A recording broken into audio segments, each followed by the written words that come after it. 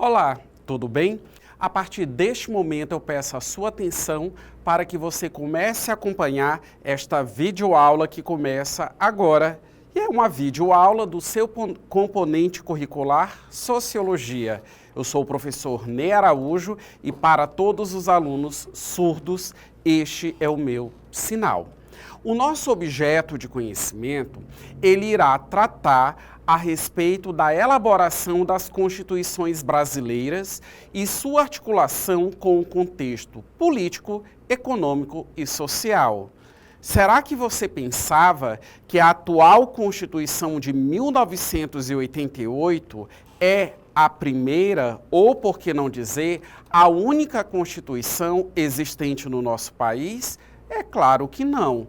A Constituição de 1988, ela é o resultado de um processo de democratização que ocorreu no nosso país.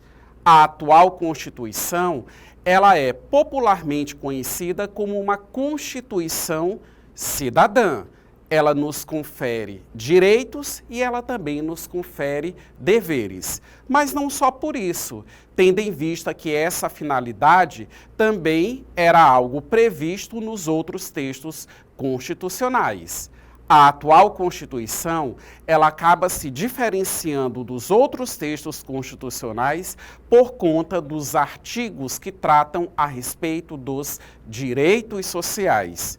Melhor colocando, o nosso texto constitucional, todos os seus artigos, junto com os seus incisos, eles estão fragmentados em direitos civis, direitos políticos e, como eu acabei de mencionar, os direitos sociais. Vamos analisar agora essa linha do tempo que eu estou exibindo para vocês. Você observa aí um título, O Brasil e as Constituições. Então, nesse primeiro momento, é só para você ter uma ideia inicial das constituições que já existiram em nosso país.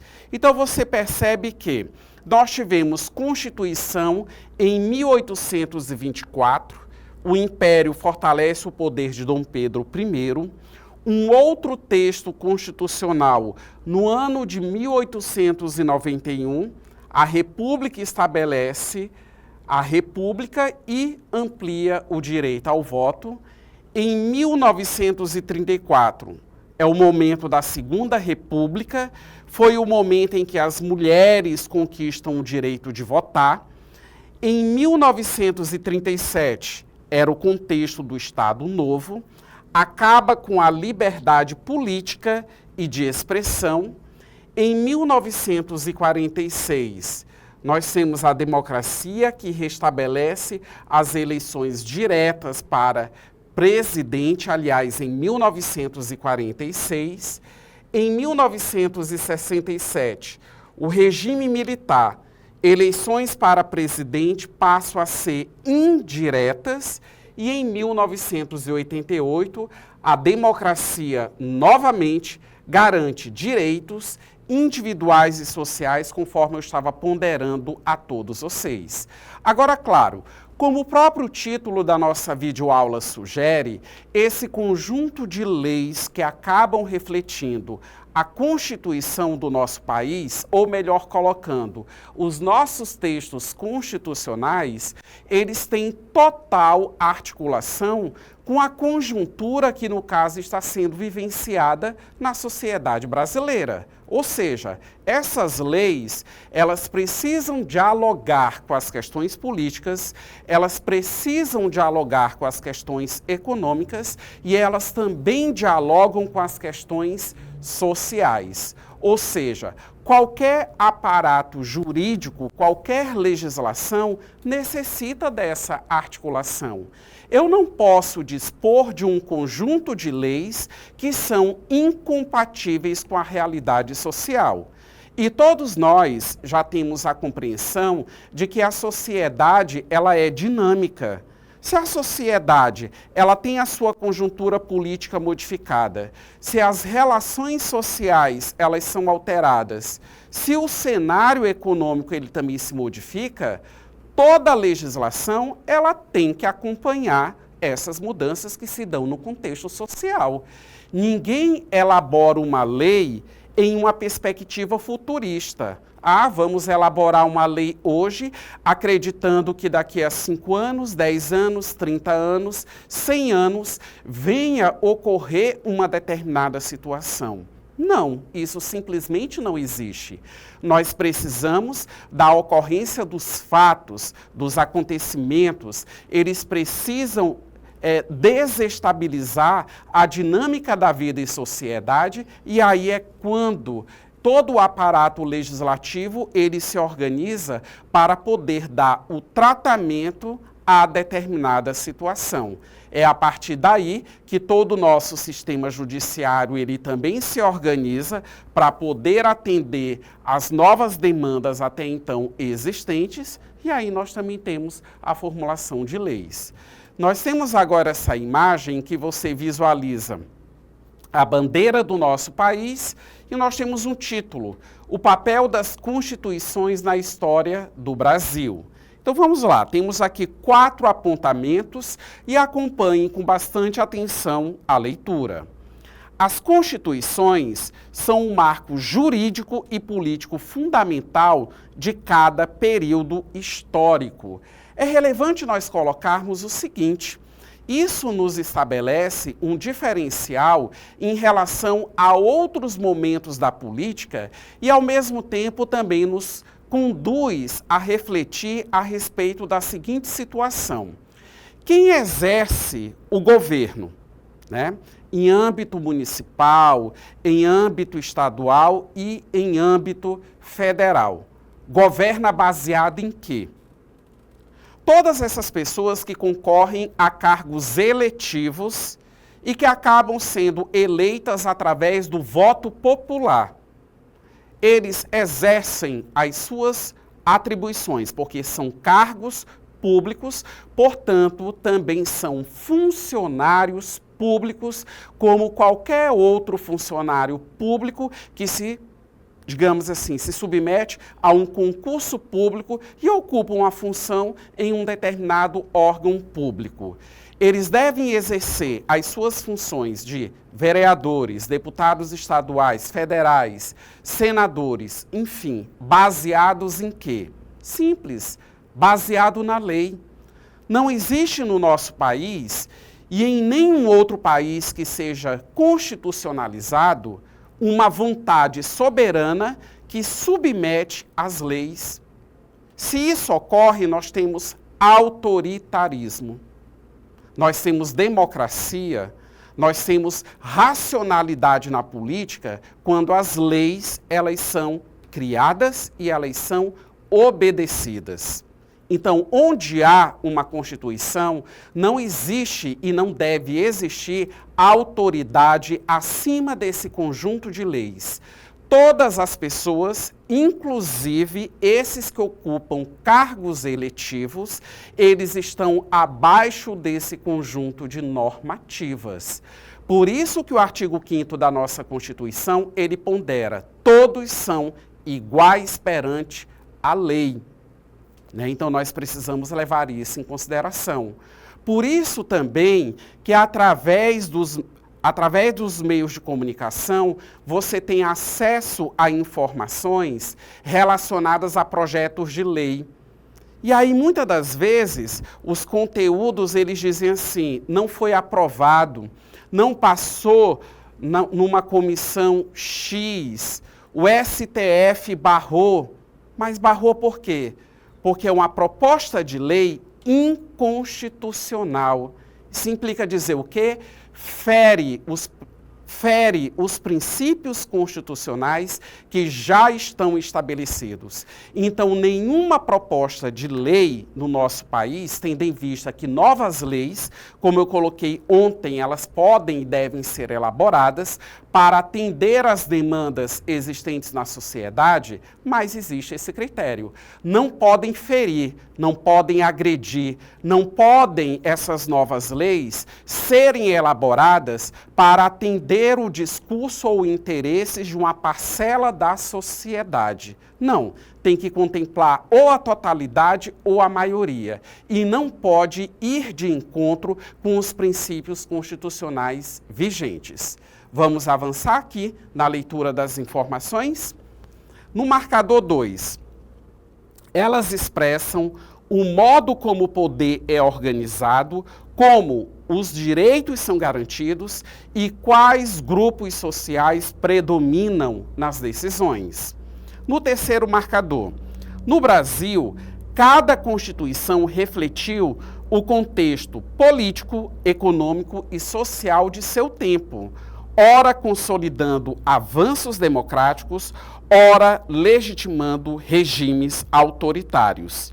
E, por fim, estudar suas transformações é compreender a própria trajetória da cidadania e da democracia brasileira. Nós precisamos também levar em consideração o seguinte: por que o Brasil ele se constitucionalizou? Também precisamos analisar esse contexto que é particular do nosso país, mas é conveniente associá-lo, digamos assim, com aquilo que estava acontecendo no mundo. Todos nós temos conhecimento que durante muito tempo a economia brasileira ela foi uma economia agrária. Não que a agricultura, na atualidade, ela tenha perdido a sua relevância econômica, mas durante muito tempo. O processo de industrialização no nosso país, ele foi um processo tardio. As primeiras indústrias, elas começaram a ser instaladas no Brasil, principalmente na região sudeste, que teve um boom populacional muito grande, como o próprio termo mencionado ele já sugere, ocorreu somente entre as décadas de 1920 e 1930. Isso implica dizer o quê? A adaptação do nosso país ao capitalismo industrial. As mudanças também aconteceram dessa maneira. E quando nós tratamos do modo de produção capitalista, nós não estamos tratando única e exclusivamente, digamos assim, das questões econômicas, não. Os fatores políticos, eles também precisam ser levados em consideração. Em sociedades autoritárias, politicamente autoritárias, não é o cenário político ideal para que o próprio capitalismo ele possa se instalar e se desenvolver ali. Sociedades democráticas acabam sendo, digamos assim, mais interessantes para toda essa sistemática política, para toda essa sistemática econômica que o capitalismo ele necessita. Ou seja, a economia e a política, elas precisam caminhar juntas. Elas não podem ser adversárias, levando em consideração o atual modo de produção que é vivenciado em nosso país. A partir de agora, comece a visualizar, eu vou fazer algumas ponderações a respeito de cada uma das constituições que já existiram no nosso país. Então, você observa aqui uma capa, uma página da Constituição de 1824, que foi a primeira Constituição do Brasil promulgada sob o governo de Dom Pedro I após a dissolução da Assembleia Constituinte. Criou uma monarquia constitucional, ou seja, o rei ele não governava de maneira autoritária e abusiva, porque esse termo monarquia constitucional, ele designa isso. Existem as leis em que até o rei está submetido a essas leis. Se fosse uma monarquia absoluta, o rei ele estaria acima da lei. Mas não foi esse o caso do nosso país. Criou a monarquia constitucional, mas altamente centralizadora e autoritária. Estabeleceu o voto censitário, restrito a homens livres e proprietários, excluindo a maior parte da população. O poder moderador concedia ao imperador autoridade acima dos demais poderes, reduzindo a autonomia política. E, por fim, refletia o contexto de um país agrário, escravocrata e dependente da metrópole europeia, onde a cidadania era privilégio das elites, né? Então, nem todas as pessoas tinham direitos políticos, principalmente no que diz respeito ao direito de votar. Vamos avançar para as informações de mais um texto constitucional. Acompanhem com bastante atenção. Agora, a Constituição de 1891, a República Liberal e suas contradições. Foi promulgada após a proclamação da República em 1889 e foi inspirada no modelo liberal norte-americano. Introduziu o presidencialismo, o federalismo e a separação entre igreja e Estado. No terceiro marcador, o voto passou a ser direto, mas restrito aos homens alfabetizados, o que manteve a exclusão da maioria da população. O que é que significa o voto direto? Sou eu, cidadão, que é o que nós vivenciamos hoje nas eleições brasileiras, eu voto diretamente naquele candidato da minha preferência, no candidato em que eu me identifico com a ideologia e com as propostas de atuação dele. Refletia um período de predomínio das oligarquias agrárias e da política do café com leite. No contexto econômico, o país consolidava sua dependência das exportações agrícolas e do capital estrangeiro. Vamos avançando? De 1934 a 1946, avanços sociais e conflitos autoritários.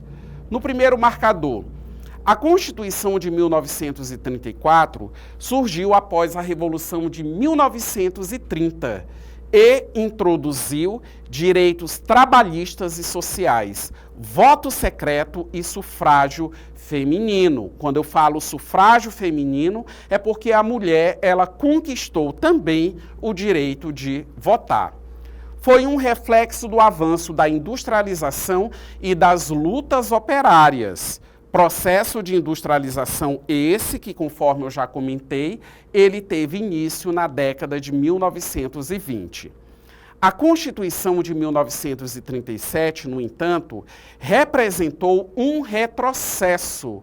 Outorgada por Vargas, inaugurou o Estado Novo, centralizando o poder e suprimindo liberdades, dentre eles o direito de manifestação, o direito da liberdade de expressão, que passaram a ser tolhidos e, quando existentes, monitorados pelo Estado brasileiro.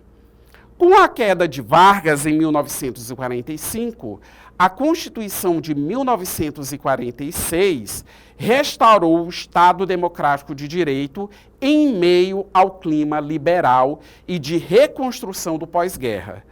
Essas três cartas expressam o conflito permanente entre autoritarismo e democracia na história constitucional brasileira. Avançando, a Constituição de 1967 e a Constituição de 1988, ou seja, do autoritarismo à cidadania. A Constituição de 1967, reformada pela Emenda Constitucional número 1 de 1969, consolidou o regime militar, restringindo liberdades civis e fortalecendo o executivo, conforme eu mencionei anteriormente a vocês.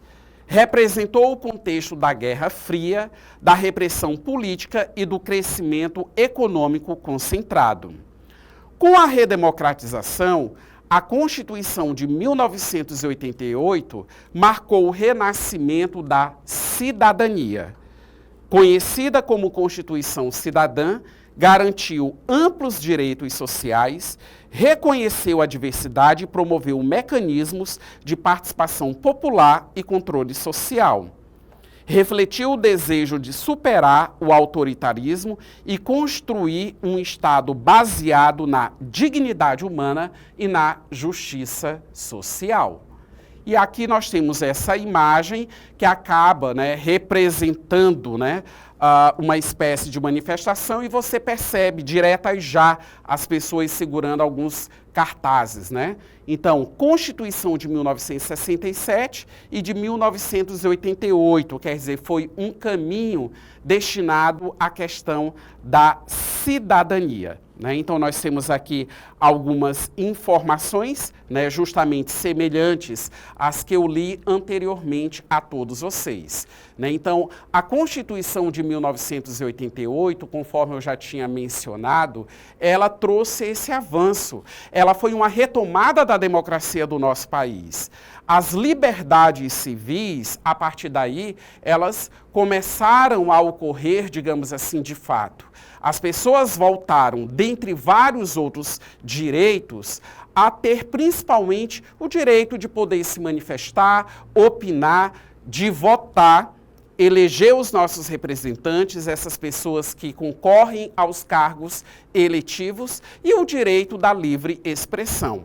Agora precisamos levar em consideração o seguinte: quando nós falamos, eu quero frisar, principalmente em relação a esses dois direitos, liberdade, né, o direito de associação, o direito de poder se manifestar, isso nós temos esse direito.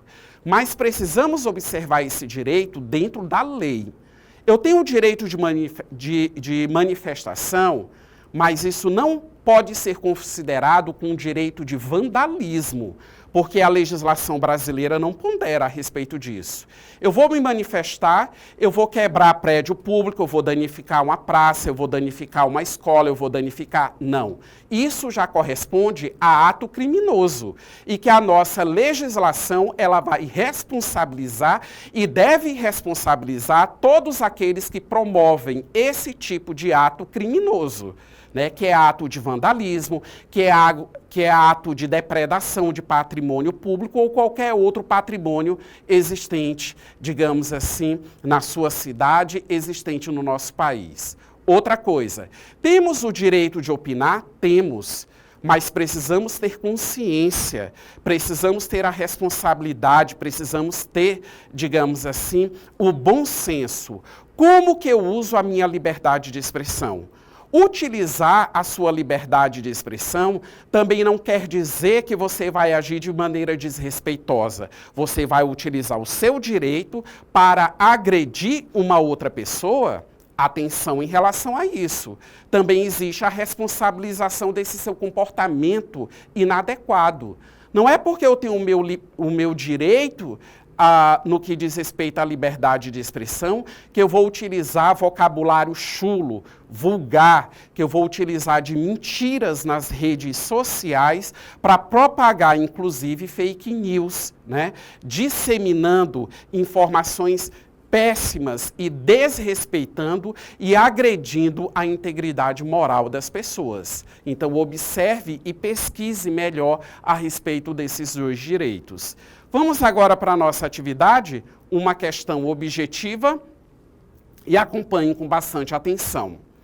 O processo de constitucionalização no Brasil reflete a interação entre transformações políticas, econômicas e sociais ao longo da história. Considerando esse processo, você vai identificar qual a alternativa correta. Letra A. Todas as constituições brasileiras garantiram direitos universais desde a sua promulgação, independentemente do contexto histórico. Letra B. A Constituição de 1937 representou um avanço democrático, pois consolidou a participação popular e ampliou direitos trabalhistas. C. O processo de constitucionalização foi marcado por alternâncias entre regimes autoritários e democráticos, refletindo tensões sociais e interesses de diferentes grupos políticos. Letra D. A Constituição de 1988 manteve os mesmos limites de participação política e exclusão social presentes na Constituição de 1891.